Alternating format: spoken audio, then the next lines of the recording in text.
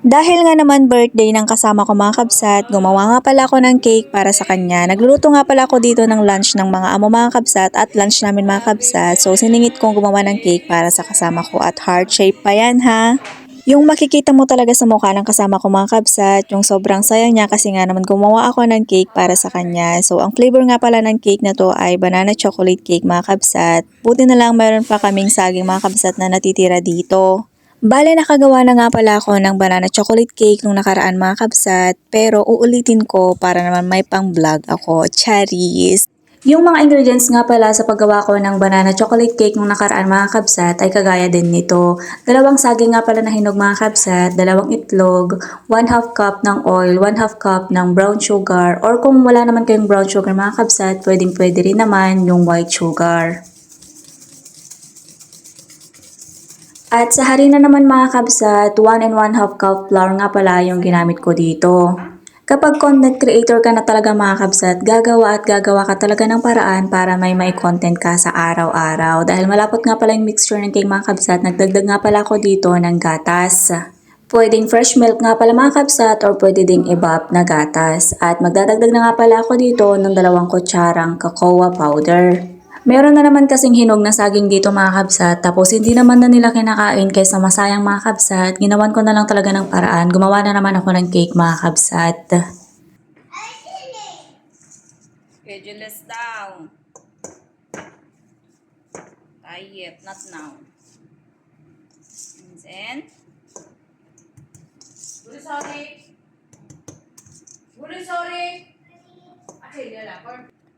At ang pinakahuli ko nga palang nilalagay dito mga kabsat ay yung 1 kutsarang baking powder. Pinaka-importante nga pala tong baking powder kapag gagawa ka ng cake mga kabsat kasi nga naman kung hindi ka maglalagay ng baking powder, hindi nga pala aalsa or tutubo yung cake, pangit ang kakalabasan ng cake. At bago ko nga pala ilagay yung mixture ng cake sa baking tray mga kabsat, nag-brush nga pala muna ako ng mantika dito para naman madaling matanggal kapag naluto na yung cake. Heart shape nga pala tong baking pan mga kabsat. Bali hiniram ko lang to sa bahay ng nanay ng amo ko. I love you. I love you.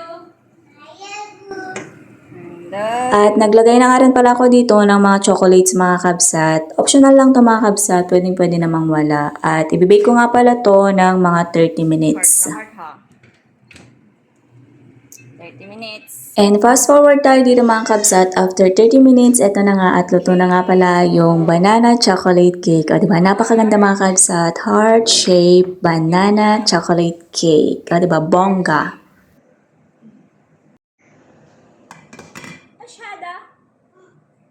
Asyada. And walang cut. Ang init. Wag ako. Oh, diba? Perfect. Ang aming cake. Ayan. Mapijib cake ka tayo. Mapijib. Hagsulin. Birthday hagsulin.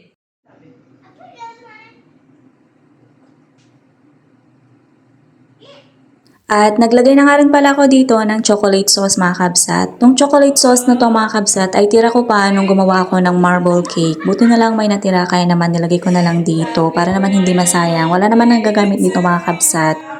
Tuwang-tuwa nga pala yung kasama ko dito mga kabsat kasi nga naman nakikita niya ako na nag-effort para sa birthday niya. O, diba, bongga. So, yun lang for today's video mga kabsat. Thank you for watching. Bye. God bless.